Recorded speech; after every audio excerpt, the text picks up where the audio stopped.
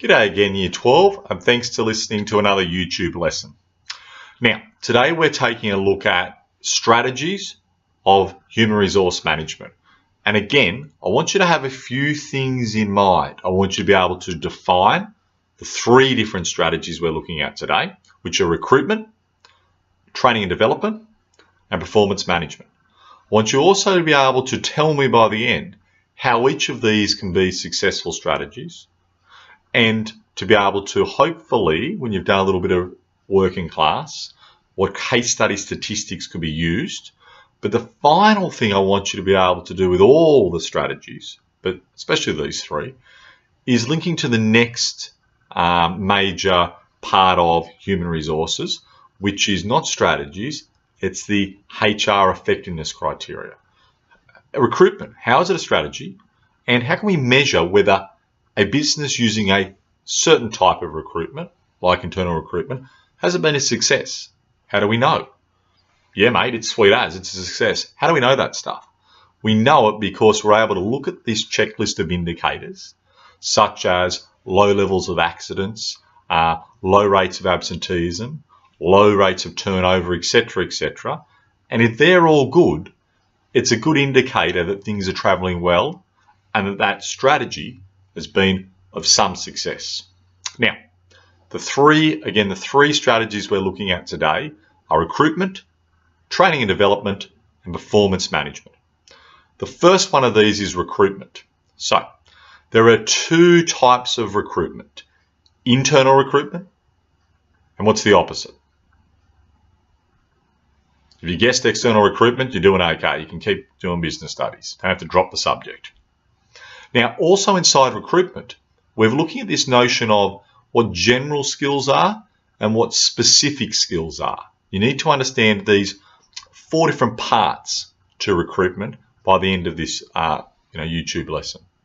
Firstly, what is recruitment? It refers to employing new employees, workers, to fill positions inside the business.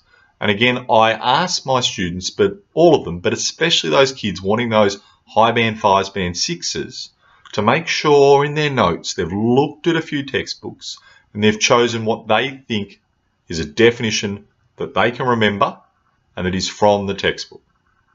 Now, how is this a strategy? How is recruitment a HR strategy?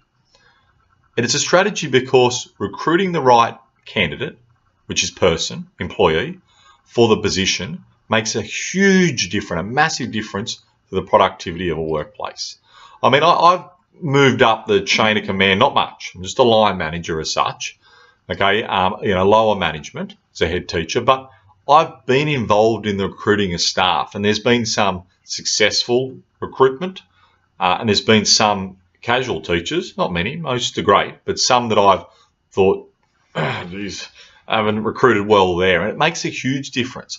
The person's often there for a long period of time, maybe not in the case of a casual teacher, but for permanent teachers, and you want the right person for the job, or it's a world of pain later on.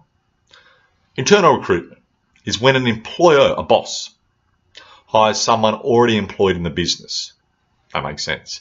Okay, whereas external recruitment is when an employer hires someone who's from outside the current workforce. Now, I'll give you an example of each of those. I came to Canley Vale High School from a different high school, and in terms of this recruitment, that would have been external recruitment. Now, there's pros and cons of both, and we'll get into those in a second. If another, say, deputy or principal or head teacher, whatevs, if they were already at our school and they were not given, but they obtained a head teacher rank from what was a teacher position, then that would be internal recruitment. You know, the fact that it's all part of the department, well, maybe it's still internal, but different businesses, if you're coming from one to another, it's external. If you're from inside, it's internal. Now, in terms of internal recruitment, it's an effective strategy. Always, why? Why is this an effective strategy?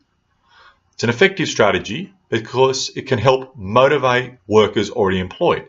If you feel that you have a chance to be that next head teacher, that next deputy principal, to be the principal in the school. You feel that you can get there internally, then it can help motivate you. All right.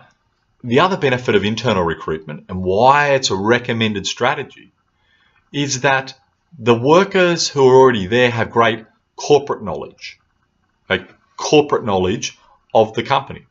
When I started at our school as head teacher admin, I had to know everybody's names, know the systems. It's kind of a pain in the beep. Okay. However, if I'd already been there doing the job or as a teacher, I'd have that background knowledge, right, that corporate knowledge. And that's a benefit you get from internal recruitment. All right, moving on. In terms of external recruitment, how's that a benefit? Why would you just always do internal?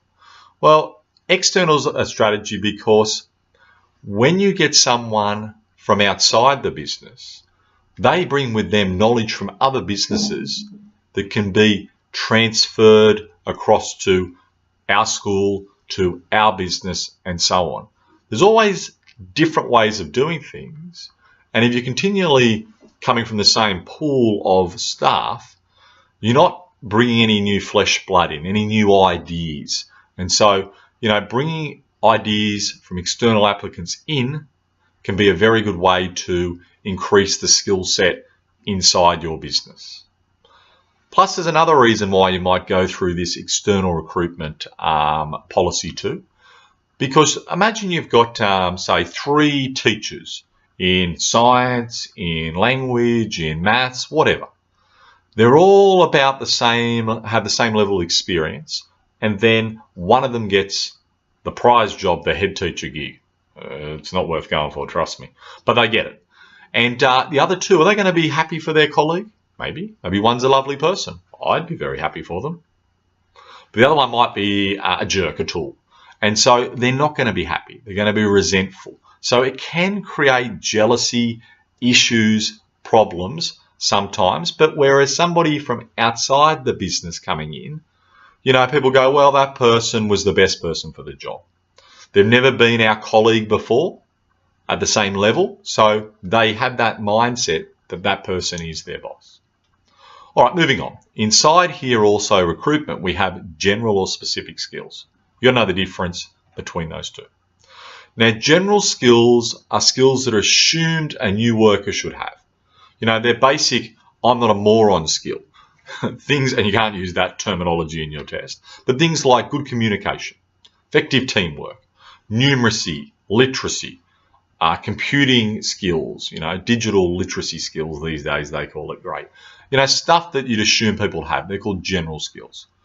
When you're employing, you need to make sure people have recruiting those skills, and it's obvious as to why it would be beneficial for the business. Somebody can't read and write, someone can't communicate, then that's a major disadvantage. They can, well, it's at least okay, if not an advantage, if they're extremely good in those areas.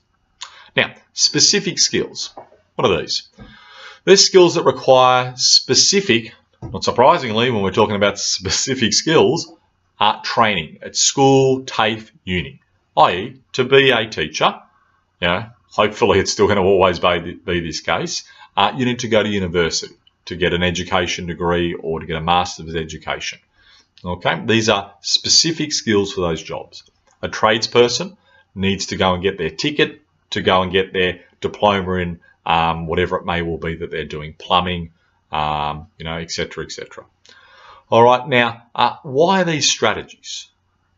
This can be seen as a strategy because when hiring a new worker for a position, it's vital to make sure that they have certain qualifications that are needed. Okay, or else, I've faced this before, people who are teachers rock up to the school, casual teachers, they don't actually have everything they needed. And I've had to send them away. So to be able to do the job, they need their that level of education, that particular certificate or requirements to be there. Now, the next strategy we have is training and development, current or future skills. Now, training refers to teaching workers the skills needed to be able to perform their role. All right, and it's a strategy because a highly trained workforce tends to be far more productive, engaged, okay, and makes for a much more effective set of workers. They can better meet that HR effectiveness criteria. Now, there's two examples of training. First one is formal off-the-job training. Degrees, diplomas are examples. The second one is informal on-the-job training. All right. Now, development, we need to understand that as well. It's about upskilling and developing workers' skills so they are able to be ready for promotion and more senior roles. Now, people often get a bit confused between training and development. Okay, they're not the same. And band 3 kids might say so, tick, whatevs. Band 5 and 6, no. You need to know the difference. Training is just one of the many vehicles, the many ways in which we can develop workers. It's an important strategy to have this because workers will retire or move on in a business, and therefore, if you don't develop workers, there'll be no one to fill those gaps, or you'll have to entirely recruit externally. Now, again, the difference between training and development is that training is largely a short-term focus and making sure that employees have adequate current skills needed now, whereas development is largely a long-term focus, and it's making sure to improve the overall future skill set and knowledge of employees for future jobs and future roles. Now, some examples of development include training, but coaching, mentoring, counselling. Oh God, don't get me started on some of the social science teachers I've needed to counsel over the time. Job rotation, role playing, the list could go on. These are all examples of development, training being just one of those. All right, now the last strategy we're going to look at today is performance management. And if you ask me, top notch, 100% performance over this way. But there is two different types of performance management: developmental or the administrative approach. Now, performance management is a process of evaluating and managing the performance of employees. It's usually conducted by an employee supervisor. And there are two types of ways that you can perform them, as I said, that being developmental or administrative. Now, what's the difference? Kids often find this really hard to grasp. Developmental performance management is a model of performance management that is focused on using data to develop the individual's skills and abilities so that they can improve their effectiveness in their roles, overcome their own weaknesses, and can be prepared to be able to be promoted or for promotion in the future. It's about this individual. Now, it's about using data to develop and manage, again, an individual skills, not a whole team's. Example, when I sit down with my supervisor, my deputy, then she, at this stage, you never know, maybe one day it'll be he, she will use that data that's been gathered on me, it'll be pretty fine data, to improve my role, overcome my weaknesses. Now, it's a tough task for my deputy because there's very little weaknesses, some strengths such as being handsome and so on, but they would work on trying to help me overcome those weaknesses and develop upon my strengths. Now, administrative is the other type of performance management.